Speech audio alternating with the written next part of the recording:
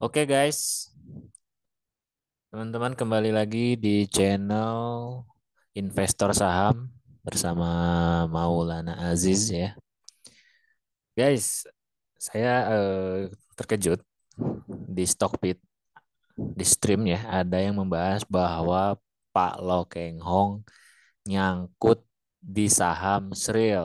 Wah, rame nih ya, nyangkut di saham Sril. Kita bedah ya guys. Nanti buat teman-teman yang tahu informasi ini silakan komen di bawah, ada masukan, saran, komen, komentar ya. Kita diskusi guys. Mohon masukan sarannya kalau ada komentar ya.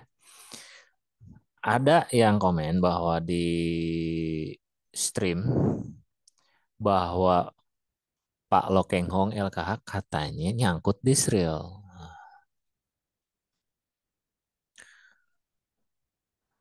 Nah, itu.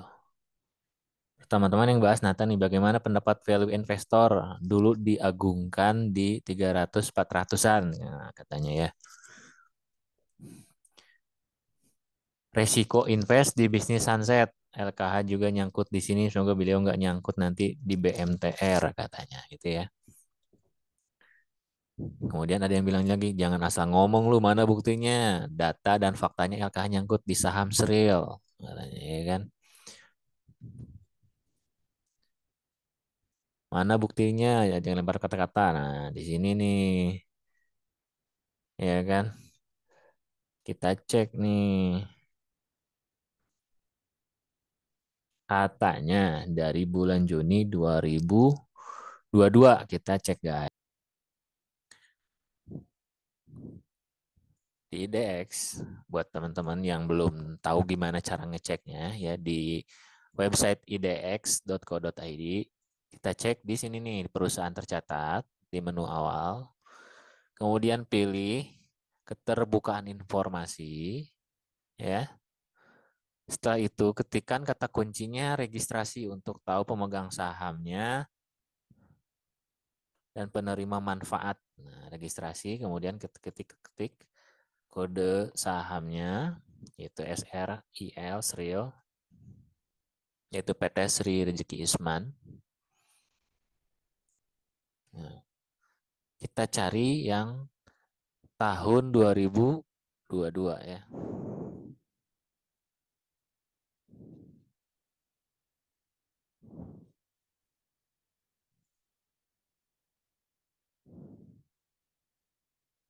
Bulan Juni 2022. Nah, ini tahun 2022 tanggal 9 Juni 2022 ya. Kita cek. Nah, ini nomor surat di 004 garis miring garing COS garing 6 garing 2002 serial. Nah, perusahaan PT Sri Rezeki Isman Tbk kode emiten serial lampiran 2 perihal laporan bulanan registrasi pemegang efek. Perseroan menyampaikan laporan bulanan registrasi pemegang efek yang berakhir pada 31 Mei 2022 sebagai berikut. Kita cek guys. Nah, benar nih. Ada nama Pak LKH Lokeng Hong. Dr. Andes Lokeng Hong penerima manfaat akhir dari kepemilikan saham. Nah, teman-teman yang tahu, silakan komen penerima manfaat akhir ini tuh apa? Apakah Lokeng Hong benar nyangkut punya saham meskipun nggak 5% ya karena di aplikasi baik RTI bisnis maupun Stockbit nama Lokeng Hong nggak ada. Mungkin kepemilikannya di bawah 5%. Kita nggak tahu ya. Jadi penerima manfaat ini tuh kan si saham seri ini tuh disuspend ya. Nah, nanti mungkin dilikuidasi sahamnya itu apakah Lokeng Hong akan kedapatan jadi penerima manfaat sahamnya karena pemegang saham juga atau katanya mau diangkat jadi komisaris direktur atau pinjem duit. Nah, mana nih yang benar? Ya kan? Karena rame nih di grup-grup WhatsApp value investing juga rame gitu kan. Di kolom stream Stockbitor juga rame. Nah, buat teman-teman yang lebih paham, komen ya. Kita diskusi ini dengan kepala dingin. Saya juga fans Lau Keng Hong, tapi ketika ada fakta memang Lau Keng Hong pernah nyangkut di Sril, ya nggak apa-apa. Ya kan Lau Keng Hong udah triliuner. Dan beliau juga dulu punya di bumi juga kan, pernah kejebak jebakan Batman di bumi, tapi berhasil lolos gitu kan. Itu udah ada fakta, realita, jejak di kita bisa dicek bahwa Lo Keng Hong pernah di saham bumi nyangkut ya. Nah sekarang di saham Sril nih, apakah Lo Keng Hong ini nyangkut atau penerima manfaat dari kepemilikan saham ini depan penerima manfaat akhir dari kepemilikan saham. Ini kepemilikan saham, penerima manfaat akhirnya apa maksudnya? Ya kan? Berarti kita bisa asumsikan nih, Lo Keng Hong nyangkut, berarti punya saham. Gitu. Ya. Bagi yang tahu silahkan komen. Di mana pemegang saham lebih dari 5%-nya itu PT Huddlestone Indonesia ya.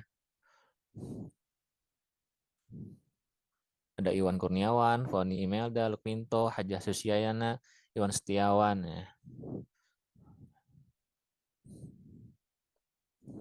Kita cek. Wah, ini. Oh, lihat. Oh, lihat.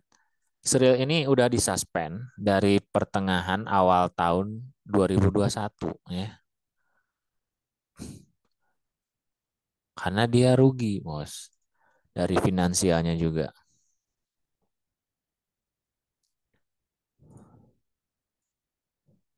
Total pendapatan menurun terus dari semenjak pandemi ya. Kemudian laba bersih pemilik entitas induk. Lihat ya. Laba bersih yang diatribusikan ke pemilik entitas induk. Serial. Memang Sril ini kan tekstil, memang sunset bisnisnya.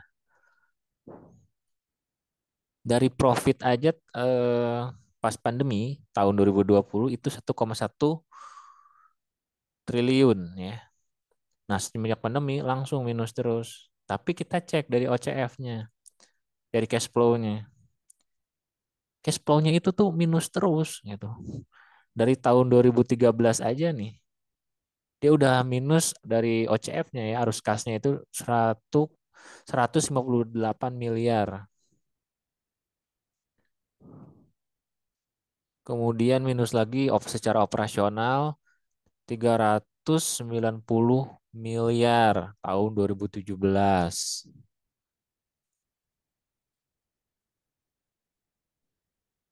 Hmm.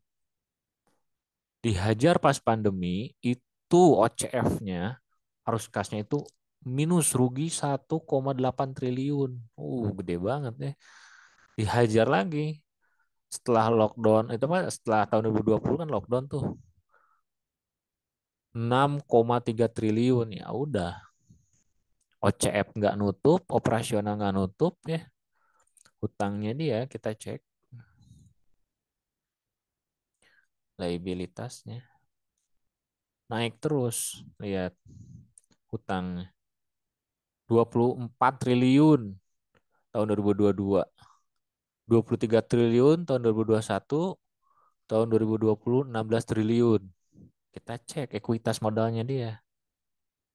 Wah, malah minus setelah pandemi ekuitasnya. Iya kan? Karena dipilotkan, disuspend. Makanya tahun 2020 aja ekuitas modalnya dia 9,3 triliun. Tahun 2020 nih kita cek. Ini ekuitasnya ya, 9,3 triliun. Hutangnya 16 triliun tahun 2020. Jomplang banget. Wajar disuspend ya.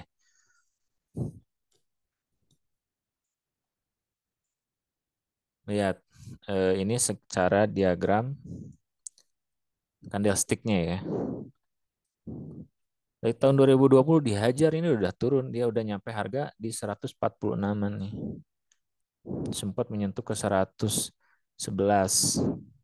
111-an naik lagi. Nah, di sini nih langsung semenjak disuspend udah dia nggak bisa ada transaksi sampai sekarang.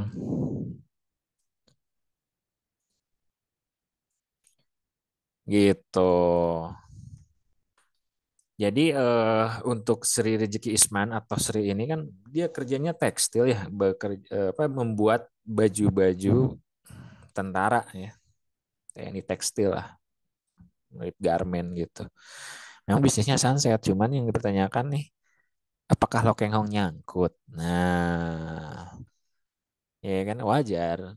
Warren Buffett aja pernah rugi, ya kan, cut loss. Lo Keng Hong pernah juga kena jebakan di bumi. Kalau Lo Keng Hong nyangkut juga di Sril, ya wajar, namanya juga manusia, nggak ada yang perfect ya. Yang perfect itu Tuhan ya guys ya. Gitu teman-teman. Kalau ada masukan, saran, komentar, kita diskusi. Ya, apakah Lokeng Hong bener nyangkut? Kalau nyangkut ya saya juga fans Lokeng Hong juga. Saya pengikut aliran value investing. Tapi ketika ada yang nyangkut begini, apakah Lokeng Hong bener nyangkut?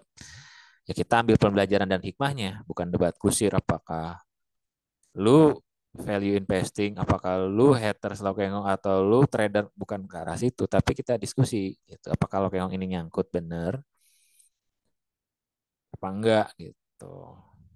Kalau nyangkut benar, ya kita ambil pelajaran kenapa sel ini bisa delisting atau suspend, disuspend ya, supaya kita nggak masuk ke saham-saham ini gitu. Meskipun Lekeng Hong pernah punya sahamnya di sini, ya kita ambil pembelajaran dan hikmahnya gitu.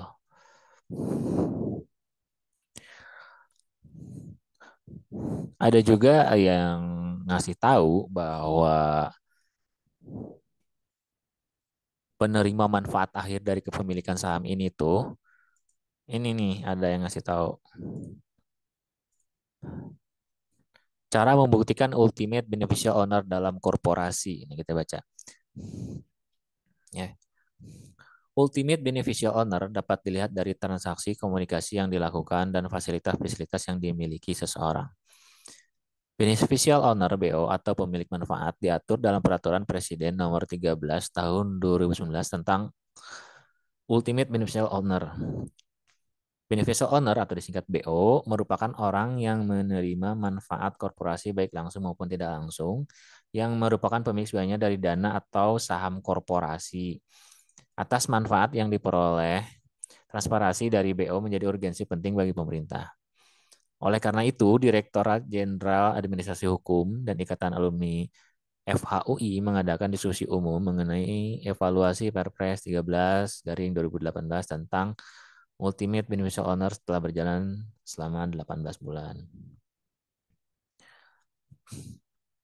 Yunus mengatakan, beneficial owner tidak memiliki posisi apa-apa dalam perusahaan, bukan pemegang saham, bukan direksi, bukan komisaris, tapi dia controlling, mengendalikan putusan-putusan, ujar Yunus di Aula Kemenkumham gitu.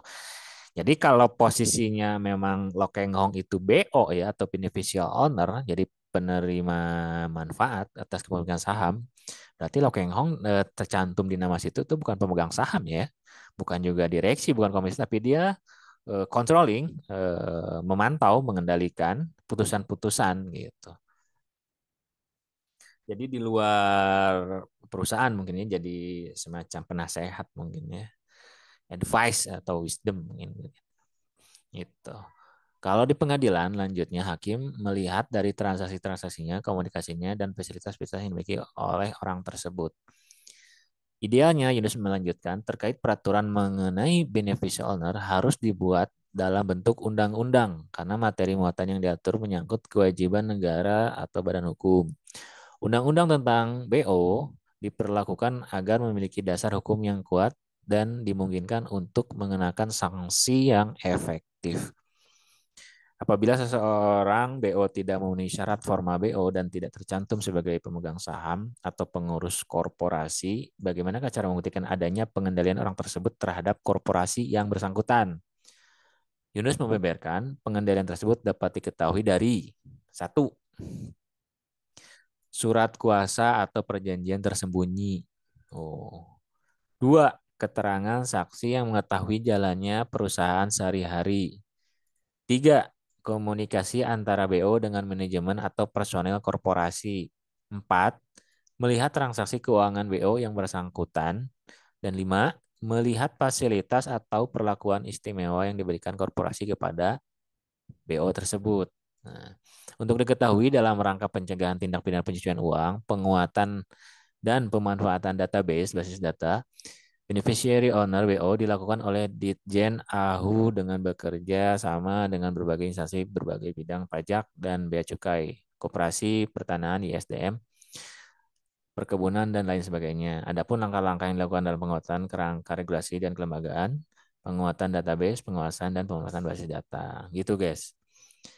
Buat teman-teman, nah, yang tahu, yang ahli, silakan.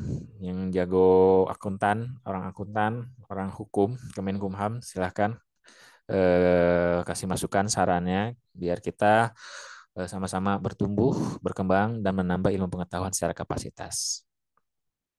Ya, oke, buat teman-teman yang belum subscribe, subscribe dulu ya, dan nyalakan loncengnya. Kedepannya saya akan terus upload video-video tentang investasi dan saham ya. Wassalamualaikum warahmatullahi wabarakatuh.